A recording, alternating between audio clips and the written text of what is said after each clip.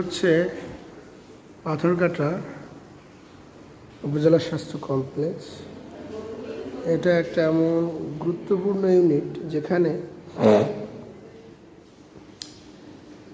আপনার এটা হচ্ছে সভাকক্ষ আছে এখানে। এটা হলো যে ইনচার্জ আছে স্বাস্থ্য পরিদর্শক, তার রুম এটা। আর এটা হচ্ছে যারা হাম রোগে আক্রান্ত তাদের রুম এখানে। আমি এখানে আছি।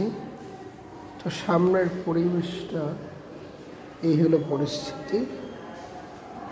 এটা হলো একটা উপজেলা স্বাস্থ্য কমপ্লেক্সের ওয়াশরুম, যেখানে এটা আমরা এখানে আছি 3-4 দিন যাবত এরকমই আসে। এগুলো অবস্থা, এই পরিস্থিতিতে আছে। এই হলো পরিস্থিতি।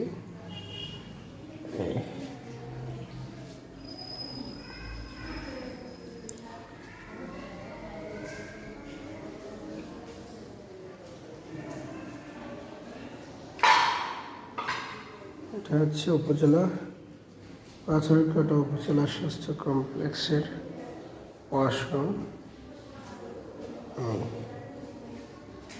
এটা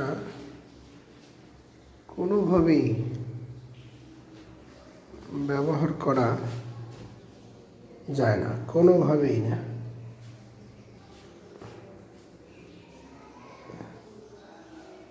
একজন যারা ক্লিনার আছে তাদের কাছে বারবার বলা হয়েছে, কিন্তু কোনোভাবেই এটা পরিষ্কার করা হয় নাই। এই হাসপাতালের ভিতরে 2টি ইউনিট সবচেয়ে ঝুঁকিপূর্ণ। একটা হলো আপনার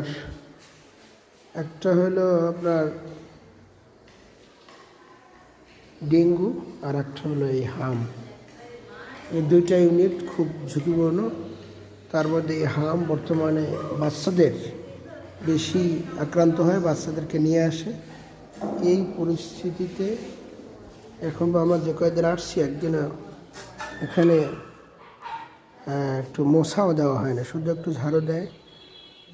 কিন্তু কোনো রকম কোনো স্বাস্থ্যবিধি মানা হয় না এবং পরিষ্কার পরিচ্ছন্ন করা হয় না। তো আমাদের জোর দাবি যে মাননীয় চিফ হুইপ